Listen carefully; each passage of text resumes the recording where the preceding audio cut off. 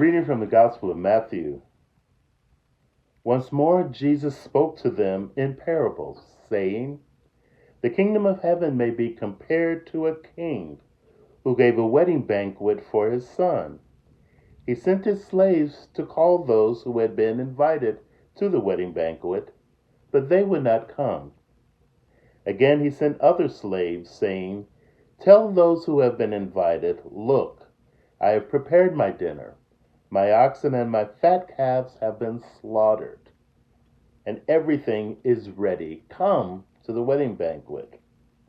But they made light of it and went away, one to his farm, another to his business, while the rest seized his slaves, mistreated them, and killed them.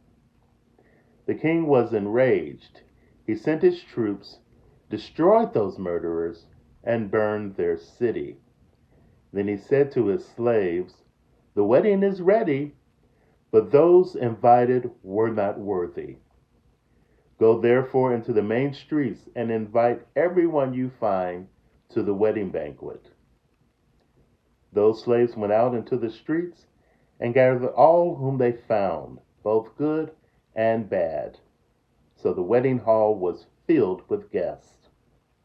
But when the king came in to see the guests, he noticed a man there who was not wearing a wedding robe. And he said to him, 'Friend, how did you get in here without a wedding robe?' And he was speechless. Then the king said to the attendants, 'Bind him hand and foot, and throw him into the outer darkness, where there will be weeping and gnashing of teeth. For many are called, but few are chosen.'" The Gospel of the Lord. Today we have another challenging parable in the Gospel of Matthew. Between the last chapter 21 and today's, this is the third, where Jesus has told a challenging parable with slaves and murder to get an important point across.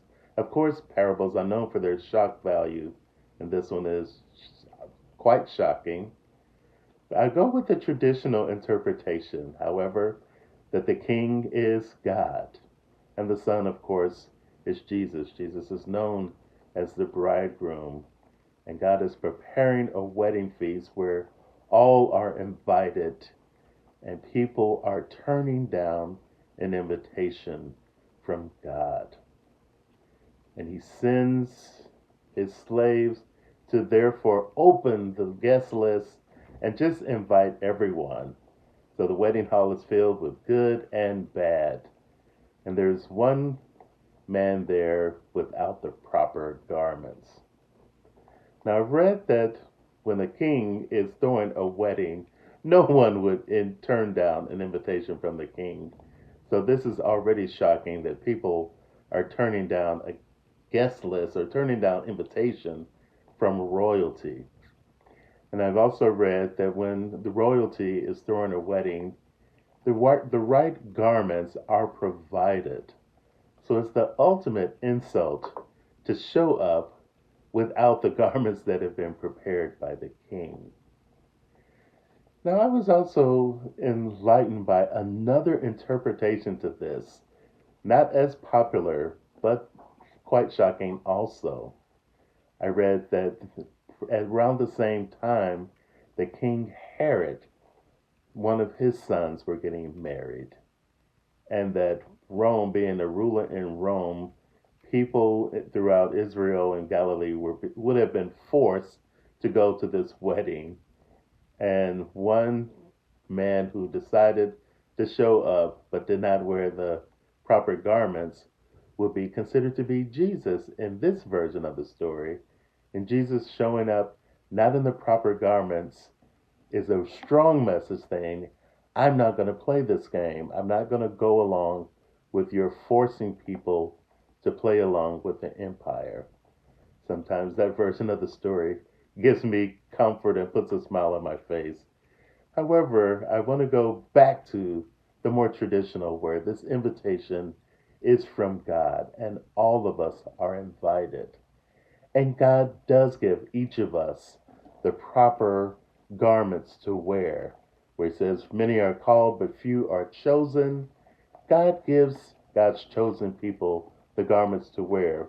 I'm going to read from Colossians 3:12, where it says, God's chosen ones, holy and beloved, clothe yourself with compassion, kindness, humility, meekness, and patience.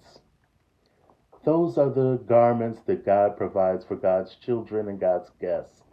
Let us wear those and not turn down any invitation that God gives us and extend that invitation to a hurting world. There are consequences to turn down invitations that are good for us at times. I'm reminded of a story just weeks ago in our summer camp that we offered, where one young girl, she did not want to participate in picture day. She just was not having it. And we always end camp with picture day and provide the kids on Sunday with beautiful portraits. And when she saw those portraits, she was so upset that she did not participate. And I'm like, there are consequences for us turning down invitations that are provided for those who want the best for us. Let us not turn down invitation that God extends and have to be submitted to gnashing of teeth and grinding our teeth, being upset that we're left out. God doesn't want to leave any of us out. All are invited. And so let's not be wedding crashers and show up in the wrong clothes.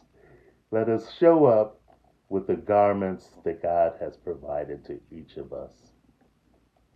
Amen.